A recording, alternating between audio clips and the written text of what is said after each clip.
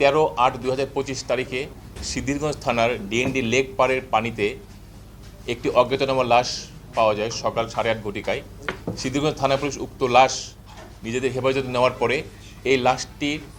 পরিচয় পাওয়া যায় এবং ডিসিসের নাম মোহাম্মদ ইয়াসিন আরাফাত, বয়স 17 বছর। এবং ওই দিনই বিকালের দিকে এই ডিসিস্টের মা আফরিনা জাহান এই লাশটি তার পুত্রের বলিয়া শনাক্ত করেন এবং এই ডিসিস্টের মার কাছ থেকে জানা যায় যে তার ছেলে মোহাম্মদ ইয়াসিন আরাফাত তার 2 দিন পূর্বে 11/8/2025 তারিখ সন্ধ্যা 7:30টায় তার মায়ের ওষুধ কেনার জন্য বাসা থেকে বের হয়ে আর ফিরে নাই। ওই রাতে তার মা তার ছেলের মোবাইলে অনেকবার ফোন দিয়ে তার মোবাইলটা বন্ধ পায়। পরবর্তীতে পরদিন 12/8/2025 তারিখে তার মা নারায়ণগঞ্জ সদর থানায় একটি নিখোঁজ জিডি করেন এবং তার পরদিন 13 তারিখে লাশটি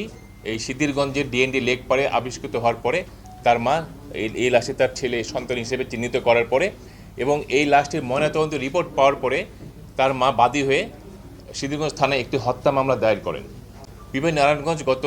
16/3/2026 তারিখে এই মামলাটির তদন্তভার পাওয়ার পরে বিভাগ নারায়ণগঞ্জের এসআই মোহাম্মদ মনিরুজ্জামান তদন্ত করতে গিয়ে এবং বিভিন্ন বাদীকে জিজ্ঞাসাবাদের প্রাপ্ত তথ্য এবং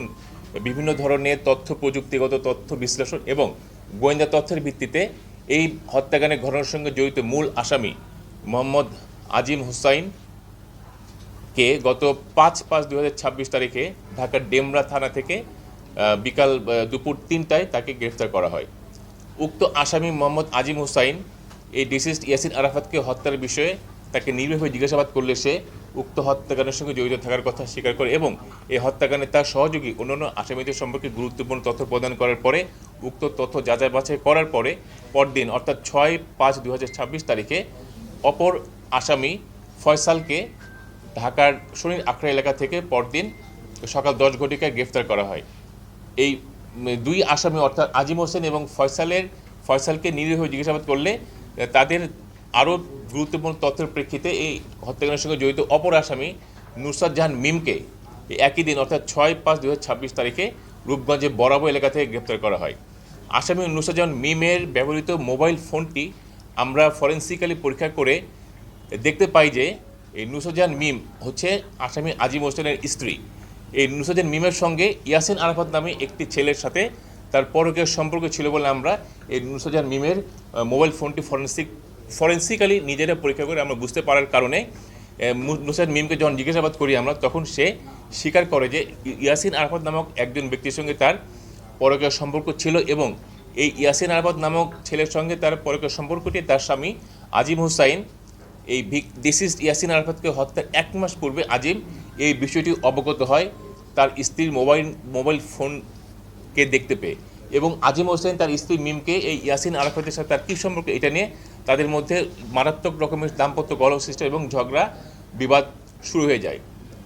এবং এরই প্রেক্ষিতে আজিম হোসাইন এই তার স্ত্রী মিমের এই পরকীয়া প্রেমিক যে ইয়াসিন আরাফাত আজিম মনে করে যে এই মিমের যে ডিসিস যে ইয়াসিন আরাফাত সে হচ্ছে নুসরাত জাহান মিমের আপন ফুফাতো ভাই এবং আসামি আজিম হোসাইন এই ইয়াসিন আরাফাত অর্থাৎ তার স্ত্রী মিমের আপন ফুফাতো ভাইকে মনে করে যে সেই ইয়াসিন আরাফাত হচ্ছে তার স্ত্রীর পরকীয়া প্রেমিক। এটা মনে করে আজিম হোসাইন